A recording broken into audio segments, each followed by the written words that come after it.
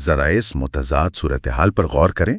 مطلب ایک طرف سرحدوں پر کشیدگی ہے، جنگ کے بادل ابھی مکمل طور پر چھٹے نہیں ہیں، اور دوسری طرف پاکستان اسٹاک ایکسچینج میں سرمایہ کار اربوں روپے کی خریداری اس جوش و خروش سے کر رہے ہیں جیسے کوئی بہت بڑا تہوار ہو. بالکل، یہ کسی دیوانگی سے کم نہیں لگتا. دیوانگی ہی ہے نا. اور آج مارکیٹ میں بالکل ایسا ہی ہوا. ایک ہی دن میں 4347.08 پوائنٹس کی وہ تاریخی اور شاندار چھلانگ دیکھنے میں آئی ہے جس نے تمام پرانے اندازوں کو مات دے دی ہے. اور یہ کوئی عام ریکوری نہیں ہے. نہیں، بالکل نہیں. یہ 2.82% کا وہ غیر معمولی اضافہ ہے جس نے KSE 100 انڈیکس کو 1,57,000 کی نفسیاتی حد سے نکال کر سیدھا 1,58,313.45 پوائنٹس کی مضبوط سطح پر لا کھڑا کیا ہے. ہاں، یہ نمبرز واقعی حیران کن ہے. دیکھیں، جب کوئی مارکیٹ ایک دن میں 4,500 پوائنٹس کے قریب گین کرتی ہے تو وہ محض ایک ریکوری نہیں ہوتی، بلکہ یہ ایک سٹیٹمنٹ ہوتی ہے.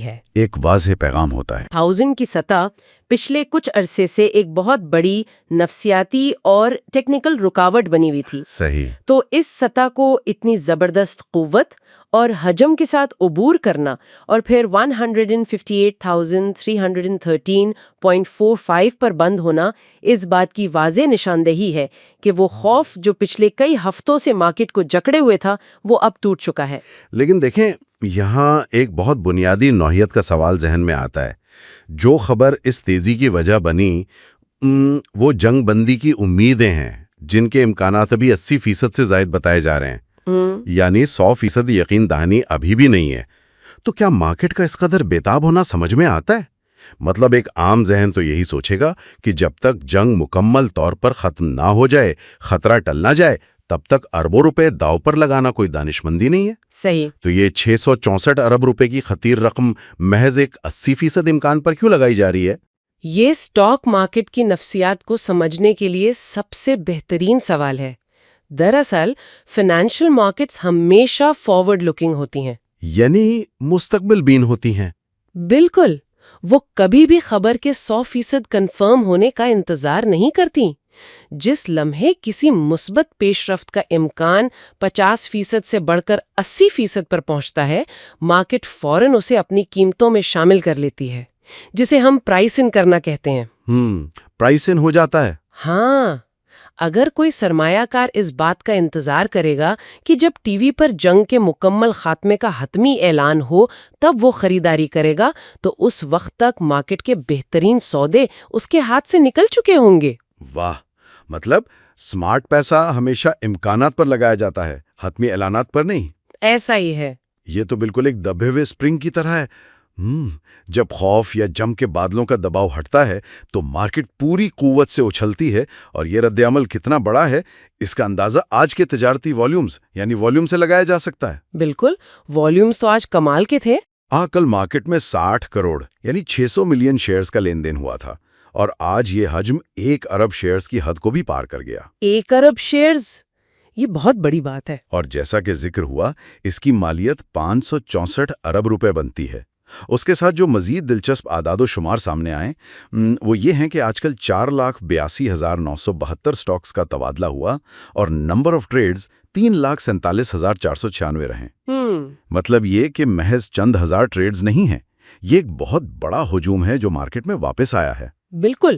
اور یہ جو آپ نے کہا نا 3,47,496 ٹریڈز، یہ اس بات کا ثبوت ہے کہ مارکیٹ میں ہونے والی یہ خریداری محض چند بڑے اداروں یا چند مخصوص آپریٹرز تک محدود نہیں تھی. اچھا، تو پھر یہ کیا تھا؟ یہ ایک اکراس دا بورڈ یعنی ہمہ گیر تیزی تھی. دیکھیں، جب ٹریڈز کی تعداد اتنی زیادہ ہو تو اس کا مطلب ہے کہ retail investors, mutual funds, insurance کمپنیاں سب کے سب ایک ہی کشتی میں سوار ہیں. ہوا ہے نا. یہ مارکیٹ کے اندر موجود اس نقدی کو ظاہر کرتا ہے جو صرف ایک مثبت اشارے کے منتظر تھی. زبردست. اس ہمہ گیر تیزی کو اگر ہم سیکٹرز یا شعبہ جات کے لحاظ سے دیکھیں تو آج انڈیکس میں شامل 91 سٹاکس اوپر گئے اور صرف 8 میں کمی آئی، جبکہ ایک کی قیمت تبدیل نہیں ہوئی. اس سارے منظرنامے میں کمرشل بینکس نے طویل عرصے بعد مارکیٹ کی قیادت کی اور اکیلے 1,354 پوائنٹس کا اضافہ کیا. بالکل. کمرشل بینکس آج چھائے رہے. لیکن یہاں مجھے تھوڑا سا شک ہوتا ہے. کیا واقعی بینکنگ سیکٹر میں کوئی بہت بڑی تبدیلی آ گئی ہے یا پھر یہ محض ان کا انڈیکس میں وزن زیادہ ہونے کا کمال ہے؟ یہ ایک بہت ویلڈ پوائنٹ ہے۔ مطلب کیا بڑے کھلاڑی صرف انڈیکس کو مصنوعی طور پر اوپر لے جانے کے لیے بینکوں کا سہارا تو نہیں لے رہے؟ صورتحال کچھ اور ہے۔ بینکوں کا وزن ضرور زیادہ ہے، لیکن اس وقت ان کی خریداری کی اصل وجہ ان کی پرکشش ویلیویشنز ہیں۔ اچھا، ویلیویشنز۔ ہاں، پچھلے کچھ عرصے کی مندی میں بینکنگ سیکٹر کو بری طرح نظر انداز کیا گیا تھا، جس کی وجہ سے ان کے شیئرز انتہائی سستے ہو گئے تھے۔ صحیح۔ جب اداروں کے پاس اربوں روپے کی نقدی آتی ہے تو وہ ایسے ہی سیکٹرز کا رخ کرتے ہیں جو محفوظ بھی ہوں، جن کا منافع دینے کا تسلسل بھی ہو اور جو سستے بھی مل رہے ہوں۔ اور ظاہر ہے صرف بینک ہی تو نہیں بڑھے آج۔ بالکل نہیں، ذرا باقی مارکیٹ کو دیکھیں۔ سیمنٹ، E&P یعنی تیل و گیس کی تلاش کی کمپنیاں، IT، fertilizer, power, OMCs، investment banks اور سیکیورٹیز کی کمپنیوں نے بھی بھرپور مثبت حصہ ڈالا ہے۔ یہ بات تو درست ہے، لیکن جب ہم اس 91 سٹاکس کی تیزی کو دیکھتے ہیں تو ایک حیران انگیز تضاد بھی سامنے آتا ہے۔ وہ کیا؟ جب ہر طرف ہرا رنگ بکھرا ہوا ہے، سیمنٹ سے لے کر IT تک سب اڑان بھر رہے ہیں، تو لیدر سیکٹر واحد شعبہ رہا جس نے منفی رجحان دکھایا۔ Leather sector? ہاں، اس نے انڈیکس میں 27 پوائنٹس کی کمی کی۔ میرا سوال یہ ہے کہ جب پوری مارکیٹ میں تیزی ہے، اتنا اندھا دھند پیسہ آ رہا ہو، تو لیدر سیکٹر اس بہاؤ کے خلاف کیوں تیر رہا تھا؟ دیکھیں، یہ مارکیٹ کے باشعور ہونے کی علامت ہے۔ یہ ظاہر کرتا ہے کہ خریدار آنکھیں بند کر کے ہر چیز نہیں سمیٹ رہے۔ مطلب وہ دیکھ بھال کر سرمایہ کاری کر رہے ہیں۔ بالکل۔ لیدر سیکٹر کا منفی رہنا اس بات کی یاد دہانی ہے کہ میکرو لیول کی خبریں جیسے کہ جنگ بندی اپنی جگہ، لیکن مائکرو لیول پر مخصوص انڈسٹریز کے اپنے زمینی حقائق بھی ہوتے ہیں۔ صحیح بات ہے۔ ہو سکتا ہے لیدر سیکٹر کو برآمدات کے آرڈرز میں کمی کا سامنا ہو، یا بین الاقوامی سطح پر ان کے خام مال کی قیمتوں کا دباؤ ہو۔ جب تک وہ مخصوص مسائل حل نہیں ہوتے، کوئی بھی عالمی خبر اس سیکٹر کو مصنوعی طور پر اوپر نہیں رکھ سکتی۔ تو یہ 27 پوائنٹس کی کمی دراصل اس پوری ریکوری کی حقیقت پسندی پر مہر ثبت کرتی ہے۔ ایگزیکٹلی، یہ مارکیٹ کا ریالٹی چیک ہے۔ تو اس حقیقت پسندی کو سامنے رکھتے ہوئے اب ذرا براہ راست ان مخصوص کمپنیوں اور سٹاکس کی طرف آتے ہیں جو اس وقت اس مارکیٹ کے ہیرو بنے ہوئے ہیں۔ بالکل۔ جو سٹاکس ابھی اوور سولڈ زون میں ہیں اور انتہائی ڈسکاؤنٹڈ لیولز پر مل رہے ہیں۔ بینکنگ میں ہم نے دیکھا کہ HBL، UBL، میزان بینک، MCB اور بینک آف پنجاب اداروں کی زبردست توجہ کا مرکز ہیں۔ اور یہ سب مارکیٹ لیڈرز ہیں۔ اور فرٹیلائزر میں FFC، اینگرو فرٹیلائزر اور فاطمہ فرٹیلائزر کا راج ہے۔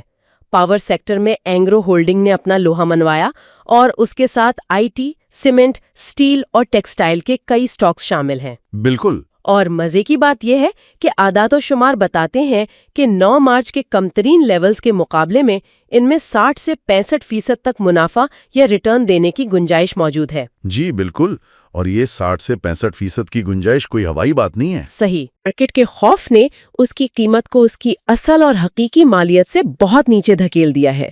ایک سیل لگ گئی ہے گویا۔ ہاں بالکل۔ اور جب ادارہ جاتی خریدار انفرادی سرمایہ کاروں کو پینک میں بیچتے ہوئے دیکھتے ہیں تو وہ مارکیٹ میں اترتے ہیں۔ ان اداروں کے پاس ہولڈنگ پاور ہوتی ہے۔ وہ انصار کر سکتے ہیں۔ جی، وہ HBL، میزان بینک یا اینگرو جیسی کمپنیوں کے بنیادی ڈھانچے کو دیکھتے ہیں کہ بھئی ان کے پاس کیش فلو ہے، منافع ہے، تو وہ ان سستے داموں پر انہیں جمع کرنا شروع کر دیتے ہیں۔ اسے ہی فائنینشیل مارکیٹس میں ویلیو ہنٹنگ کہا جاتا ہے۔ اس کو اگر ہم روزمرہ کی زندگی سے جوڑیں نا، جی، تو یہ کچھ ایسا ہے جیسے کسی شہر کے سب سے پوش علاقے میں کوئی بہت شاندار کارنر کا پلاٹ آدھی قیمت پر مل رہا ہو۔ زبردست مثال ہے۔ اور وجہ یہ ہو کہ محض افواہ پھیلی ہے کہ وہاں سے گزرنے والی مین سڑک کچھ عرصے کے لیے بند ہو جائے گی۔ بالکل۔ عام آدمی اس افواہ سے ڈر کر پلاٹ بیچ دے گا، لیکن جو سمجھدار پراپرٹی کا کھلاڑی ہے اسے معلوم ہے کہ سڑک آج نہیں تو کل کھل جائے گی، لیکن پلاٹ کی لوکیشن اور اس کی اصل مالیت وہیں رہے گی۔ وہ اسے سستی قیمت پر فوراً خرید لے گا۔ ایگزیکٹلی۔ اور یہی وہ ویلیو ہنٹنگ ہے جو اس وقت ان اداروں کی جانب سے ان سٹاکس میں ہو رہی ہے۔ جب یہ ادارے مسلسل یہ پلاٹس خریدنے لگتے ہیں تو مارکیٹ میں ایک استحکام آ جاتا ہے۔ صحیح۔ جو آج 1 ارب شیئرز کا ہجوم ہم نے دیکھا، وہ اسی ادارہ جاتی خریداری کا نتیجہ ہے۔ یہ کوئی وقتی بلبلا نہیں ہے جسے صرف ایک خبر نے پھلا دیا ہو۔ بلکہ اس کے پیچھے وہ سستے داموں ملنے والے معیاری اثاثے ہیں جو اس سرمایہ کو کھینچ رہے ہیں۔ بالکل ایسا ہی ہے۔ لیکن دیکھیں، جب سرمایہ کا یہ سیلاب آتا ہے اور مارکیٹ 15,800 کی بلندیوں پر جشن مناتی ہے تو اکثر اوقات کچھ ایسی چیزیں بھی سطح پر آ جاتی ہیں جنہیں چھپا ہونا چاہیے تھا۔ یہ بہت اہم پہلو ہے۔ آج کے اس تفصیلی جائزے کا ایک اور انتہائی اہم حصہ وہ سخت وارننگز ہیں جو پاکستان سٹاک ایکسچینج کی جانب سے کچھ لسٹڈ کمپنیوں کو جاری کی گئی ہیں۔ جی بالکل۔ خاص طور پر دادا بھائی کنسٹرکشن ٹیکنالوجی لمیٹڈ اور حسیب وکاس شوگر ملز کا ذکر سامنے آیا ہے۔ جب مارکیٹ 15,800 کی سطح پر جشن منا رہی ہے تو اسی مارکیٹ کے اندر ایسی کمپنیوں کی موجودگی کیا سبق دیتی ہے؟ دیکھیں، یہ اس بل رن کا وہ تاریک رخ ہے جسے سمجھنا ہر اس شخص کے لیے ضروری ہے جو مارکیٹ کو صرف سبز نشانات سے جانچتا ہے۔ بالکل۔ ایکسچینج کی جانب سے دادا بھائی کنسٹرکشن اور حسیب وکاس شوگر ملز کو جو وارننگز دی گئی ہیں ان کی بنیادی وجہ ضابطگیوں کی مسلسل خلاف ورزی ہے، جسے ہم کمپلائنس فیلئر کہتے ہیں۔ Compliance failure. ہاں، اس کے ساتھ ہی ان کمپنیوں نے بار بار نوٹسز کے باوجود پی ایس ایکس کے واجب الادا بقایا جات یعنی آؤٹ اسٹینڈنگ ڈیوز ادا نہیں کیے۔ ایک ریگولیٹر کے طور پر ایکسچینج کا کام یہ یقینی بنانا ہے کہ کمپنیاں اپنے مالی معاملات میں شفاف رہیں۔ تو کیا ایک تیزی کا رجحان یا بل رن ایسی کمزور کمپنیوں کی خامیوں کو چھپا لیتا ہے؟ نیا سرمایہ کار تو یہ سوچ کر پیسہ لگاتا ہے کہ مارکیٹ اوپر جا رہی ہے تو ہر کمپنی اوپر جائے گی، اور یہی وہ سب سے بڑی غلطی ہے جو تیزی کے بازار میں کی جاتی ہے۔ ایک مشہور کہاوت ہے کہ جب پانی کی سطح بلند ہوتی ہے تو تیرتا ہوا کچرا بھی کشتیوں کے ساتھ اوپر آ جاتا ہے۔ واہ کیا بات ہے! بل رن کا شور اکثر ان کمپنیوں کے انتظامی مسائل کو وقتی طور پر چھپا لیتا ہے۔ دادا بھائی کنسٹرکشن اور حسیب وکاس شوگر ملز جیسی کمپنیوں پر ایکشن لے کر سٹاک ایکسچینج دراصل سرمایہ کاروں کو یہ پیغام دے رہی ہے کہ مارکیٹ کی مجموعی تیزی کو دیکھ کر اندھا دھند سرمایہ کاری مت کریں۔ صحیح۔ انڈیکس کے 1,58,000 پر ہونے کا مطلب یہ نہیں ہے کہ ہر کمپنی کا اندرونی ڈھانچہ بھی مضبوط ہے۔ جن کمپنیوں کے پاس ایکسچینج کی فیس دینے کے پیسے نہیں ہیں یا جو اپنے آڈٹ چھپا رہی ہیں، ان میں پیسہ لگانا سراسر جوا ہے۔ بالکل صحیح کہا آپ نے۔ اچھا، یہ تو ہو گئیں بنیادی عوامل، خبروں کی نفسیات اور کمپنیوں کے اندرونی کارکردگی کی بات۔ اب ان تمام چیزوں سے تھوڑا پیچھے ہٹ کر مارکیٹ کی خالص تکنیکی تصویر یعنی ٹیکنیکل انالیسس کو دیکھتے ہیں۔ ضرور۔ جذبات اور خبریں اپنی جگہ، لیکن چارٹس کی لکیریں کیا کہانی سنا رہی ہیں؟ دیکھیے، تکنیکی سطح پر مارکیٹ نے آج بہت ہی مضبوط اور واضح سگنلز دیے ہیں۔ سب سے اہم بات یہ ہے کہ انڈیکس نے اپنے 9 دن کے موونگ ایوریج کو کامیابی سے برقرار رکھا ہوا ہے، اور پھر 157,000 کا بریک آؤٹ۔ یہ دونوں چیزیں مل کر ظاہر کرتی ہیں کہ مارکیٹ کا شارٹ ٹرم یا قلیل مدتی رجحان مکمل طور پر بلش ہو چکا ہے۔ اگر ہم ان تکنیکی اصطلاحات کو تھوڑا عام فہم انداز میں ڈیکوڈ کریں تو 9 دن کا موونگ ایوریج دراصل پچھلے 9 دنوں کی قیمتوں کا وہ اوسط ہے جو بتاتا ہے کہ قریب ترین ماضی میں خریداروں کا موڈ کیسا رہا ہے۔ بالکل ایسا ہی ہے۔ اور 157,000 وہ ایک خیالی دیوار تھی جس سے مارکیٹ بار بار ٹکرا کر واپس آ رہی تھی۔ آج مارکیٹ نے اس دیوار کو توڑ دیا ہے، تو اب اگلا پڑاؤ کیا ہے؟ اس بریک آؤٹ کے بعد اب اگلی جو سب سے اہم مزاحمتی سطح ہے یعنی نیکسٹ پاسبل ریزسٹنس، وہ 158,780 پوائنٹس کی ہے۔ 158,780 پوائنٹس؟ جی، اور یہ سطح ٹیکنیکل اعتبار سے 21 دن کا موونگ ایوریج ہے۔ 9 دن کا موونگ ایوریج قلیل مدتی رجحان کو ظاہر کرتا ہے، جبکہ 21 دن کا ایوریج مارکیٹ کے درمیانی مدت کے رجحان کا فیصلہ کرتا ہے۔ Medium term. ہاں، اگر انڈیکس اس 158,780 کی دیوار کو بھی گرا دیتا ہے اور خبروں کا تسلسل اسی طرح مثبت رہتا ہے تو مارکیٹ کی تمام تر نظریں اپنے اگلے بڑے اور حتمی ہدف کی طرف ہوں گی، جو کہ 163,000 پوائنٹس کی سطح ہے۔ 163,000 کا ہدف سن کر تو بہت کشش محسوس ہوتی ہے، لیکن یہاں میں ایک بار پھر وہ 80% بمقابلہ 20% والی بحث پر آؤں گا۔ جی بتائیں۔ اگر 1,58,780 کی یہ دیوار گر بھی جاتی ہے تو کیا مارکیٹ کو 1,63,000 تک پہنچنے کے لیے محض ٹیکنیکل سہارے کی ضرورت ہوگی، یا جنگ کے محاذ سے آنے والی وہ 20% باقی ماندہ خبریں ہی اس سفر کا اصل فیصلہ کریں گی؟ دیکھیں، یہ ایک بہت توازن طلب نکتہ ہے۔ چارٹس اور ٹیکنیکل اہداف ہمیں یہ بتاتے ہیں کہ اسمارٹ پیسہ کس راستے پر جانا چاہتا ہے، صحیح۔ لیکن اس راستے پر سفر کی رفتار کیا ہوگی اور کیا راستے میں کوئی کھائی تو نہیں آئے گی، اس کا فیصلہ ہمیشہ خبریں ہی کرتی ہیں۔ 1,58,780 عبور کرنے کے بعد 1,63,000 کا تکنیکی راستہ ضرور کھل جائے گا، لیکن اگر وہ باقی 20% امکانات جو کہ جنگ کے مکمل خاتمے کے اعلانات ہیں کسی بھی وجہ سے تاخیر کا شکار ہوئے یا خدا نخواستہ الٹ گئے تو کوئی بھی ٹیکنیکل سپورٹ مارکیٹ کو نہیں بچا سکے گی۔ یعنی خبروں کا وزن بہرحال زیادہ ہے۔ بالکل۔ تاہم اس وقت غالب امکان یہی ہے کہ نیوز فلو یا خبروں کا بہاؤ مثبت رہے گا اور یہ ٹیکنیکل بریک آؤٹ ایک طویل اور پائیدار تیزی میں تبدیل ہو جائے گا۔ اس تمام گفتگو اور تجزیے کو اگر ہم سمیٹیں تو ایک بہت گہرا سبق ابھر کر سامنے آتا ہے، وہ ہے خطرے اور انعام، یعنی رسک اینڈ ریوارڈ کا نازک توازن۔ بالکل صحیح کہا۔ جب ہم کہتے ہیں کہ فلاں اسٹاک اپنے 9 مارچ کے کم ترین لیولز پر تھا اور 60 سے 65% ڈسکاؤنٹ پر مل رہا تھا، تو اس وقت چاروں طرف خوف کا راج تھا۔ وہ وقت تھا جب عام سرمایہ کار اپنا سب کچھ بیچ کر مارکیٹ سے بھاگ رہا تھا، لیکن وہی وہ وقت ہوتا ہے جب ویلیو ہنٹرز خاموشی سے آتے ہیں اور مستقبل کی پیش بندی کرتے ہیں۔ بالکل، اور انہوں نے وہ رسک تب لیا جب خون خرابے اور جنگ کی خبریں عروج پر تھیں۔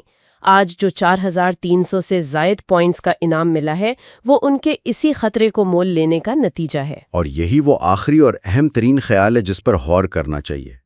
سوچنے کی بات یہ ہے کہ جب عالمی جنگ کے بادل مکمل طور پر چھٹ جائیں گے اور وہ 80% امکانات 100% یقین دہانی میں بدل جائیں گے، تو کیا تب تک مارکیٹ میں یہ پرکشش قیمتیں اور یہ ڈسکاؤنٹڈ لیولز باقی بچیں گے؟ ظاہر ہے بالکل نہیں۔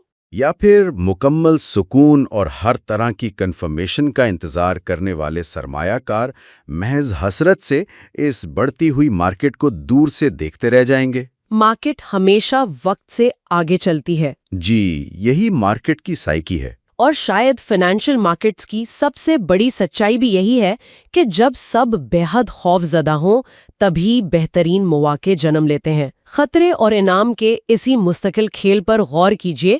اس تفصیلی جائزے کو ہم یہی مکمل کرتے ہیں۔